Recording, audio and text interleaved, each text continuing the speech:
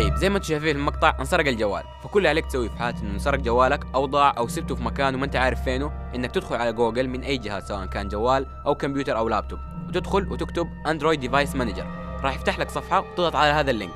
بعد ما تفتح اللينك راح يجيك صفحة جوجل، تحط ايميلك حق الجيميل اللي انت داخل فيه على الجوال وتحط الباسورد وتدخل، راح يفتح لك هذه الصفحة.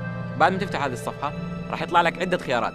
الخيار الأول إنك تشوف مكان الجوال عن طريق الجي بي اس، والخيار الثاني إنك تمسح البيانات اللي في الجهاز عن طريق هذا الزر، وعندك كمان خيار ثالث اللي هو إنك تخلي الجوال يطلع صوت لو كان في مكان حوالينك وما أنت عارف فينه. ولو لقيت مكان جوالك وحابب إنك تروح عشان تاخذ الجوال، أنصحك إنك تاخذ أحد معكم، ما تروح لوحدك، كلم العيال.